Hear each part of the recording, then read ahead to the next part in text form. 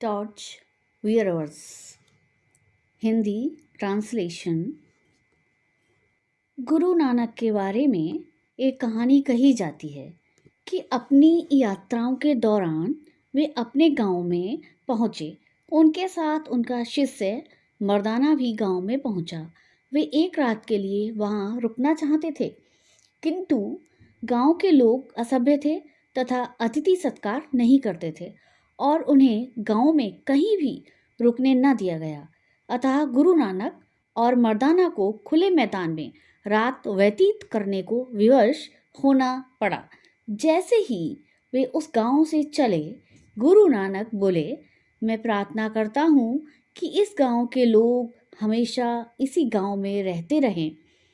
इस पर मर्दाना को कुछ आश्चर्य हुआ, किंतु वह कुछ भी न बोला। अगली रात को वे दूसरे गांव में पहुंचे, जहां उन्हें बहुत ही भिन्न प्रकार का व्यवहार मिला। गांव वालों ने उनका स्वागत किया, उनके साथ अच्छा व्यवहार किया, रात भर रुकने के लिए उन्हें स्थान दिया और उनको खाने के लिए भोजन दिया। प्रातः जब गुरु नानक और मर्दाना प्रस्थान कर रहे थे, तो गुरु ने कहा, मैं प्रार्थना करता हूँ कि इस गांव के लोग केवल अपने गांव में ना रहें, वरन सारे देश में फैल जाएं। किंतु ये मर्दाना की समझ से परे था। उसने विरोध किया। उसने गुरु से कहा, आपने उन लोगों के लिए अच्छी प्रार्थना क्यों की जिन्होंने हमारे साथ बुरा व्यवहार किया, और उन लोगों के लिए दुर्भाग्य की प्रार्थना की जिन्होंने हमारे साथ अच्छा व्यवहार किया। आपको तो उन सत्कारहीन गांव वालों के देश भर में फैल जाने के लिए और उन भले लोगों के लिए वहीं आराम से रहने की प्रार्थना करनी चाहिए थी जहां वे हैं। गुरु नानक ने उत्तर दिया, नहीं, उन सत्कारहीन और स्वार्थी लोगों के लिए एक ही स्थान पर रहना अधिक अच्छा है, जहां वे केवल एक स्थान पर ही हानि पहुंचाते रहें। यदि वे दूसरे स्थानों पर जाएंगे तो पूरे देश पर उनका बुरा प्रभाव फैलेगा। अब ये अच्छे लोग जिनके साथ हम पिछली रात ठहरे, वे इतने अच्छे हैं कि उन्हें एक ही स्थान पर नहीं छोड़ा जा सकता। उनके पास कुछ ऐसा है जिसकी सब जगह आवश्यकता पड़ती है। उनका प्रभाव और उनका चरित्र दूसरों के लिए लाभदायक होगा। वे जहाँ कहीं भी जाएं, अतः उन्हें फैल जाना चाहिए, जिससे कि वे अपना प्रकाश दूसरे स्थानों तक ले जा सकें। अब हमें ये देखना होगा कि हम ऐसे नागरिक बने कि लोग सभी जगह हमारे चरित्र और हमारे प्रभाव के प्रकाश की इच्छा करें। हम इस प्रकार का चरित्र नहीं चाहते कि लोग चाहें कि हम एक ही स्थान पर बने रहें और दूसरों के साथ घुले मिले नहीं। यदि हमें ऐसे अच्छे नागरिक बनना है तो अपने देश की सेवा के योग्य हो सकें, तो हमें अपने साथ जहाँ कहीं भी हम जाएं प्रकाश ले जाना चाहिए, अंधेरा नहीं। दूसरों पर अच्छा प्रभाव अच्छाई के लिए पड़ना चाहिए, बुराई के लिए नहीं। हमारा जीवन ऐसा होना चाहिए कि जहाँ भी हम जाएं और जहाँ भी हम रहें, दूसरे लोग हमारे साथ रहने के कारण और भी अधिक गुणवान बन सकें। एक अच्छा नागरिक प्रकाश का केंद्र होता है। जहाँ भी वह रहता है, जो कुछ भी करता है, किसी देश में जितनी अधिक संख्या अच्छे नागरिकों की होगी, वह देश उतना ही अधिक प्रबुद्ध होगा। हम सभी अपने देश के नागरिक हैं अथवा होंगे, परंतु हमको निश्चय करना है कि क्या हम अच्छे नागरिक बनने जा रहे हैं या बुरे। हमें निर्णय करना होगा कि हम ऐसा नागरिक जीवन जिएं कि हमारा देश हमारे जीवन और कार्य से अधिक अच्छा हो या बुरा।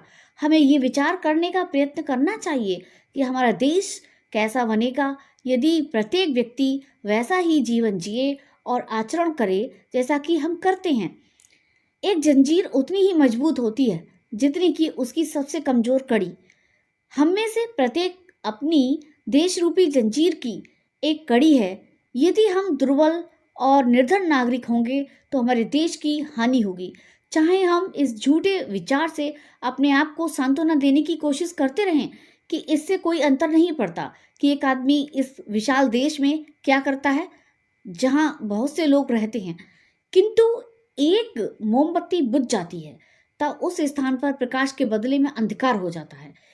ये तो केवल तभी है जबकि सभी मोमबत्तियां चमक से जलें, जिससे सारा घर प्रकाश से भरा रहे। इसलिए हम में से प्रत्येक का ये दायित्व है कि वह अच्छा नागरिक बने। हमें देखना चाहिए कि जंजीर में हमारी अपनी ही कड़ी तो कमजोर नहीं है। जब 1948 ईस्वी में लंदन में ओलंपिक खेलों का आयोजन हुआ, एक ज्योति यूनान से, जहां पर ओलंपिक खेल बहुत पुराने समय से आयोजित किए जाते रहे थे, लंदन के लिए ले जाई गई थी। यह ज्योति दौड़ने वालों की एक लंबी कतार के द्वारा संपूर्ण यूरोप में होकर ले जाई गई थी।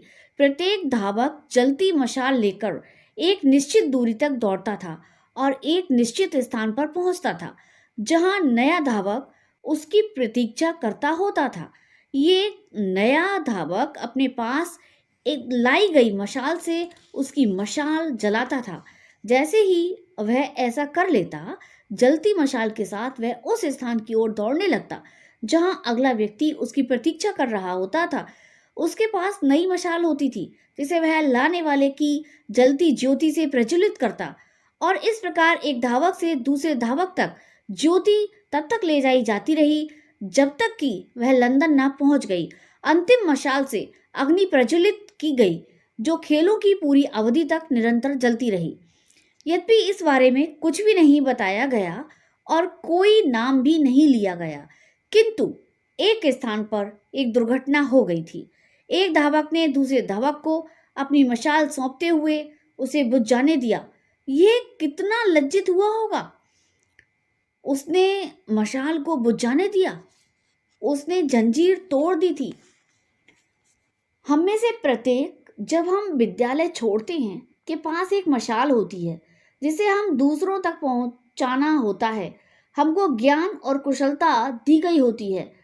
इन्हें हम अपने देश की सेवा में उपयोग करते हुए आगे बढ़ाते हैं। यदि हम इनका उपयोग नहीं करेंगे तो हमारा अर्थ ये हुआ कि हम ज्योति को बुझने दे रहे हैं, और हम में से कोई ऐसा करना नहीं चाहता।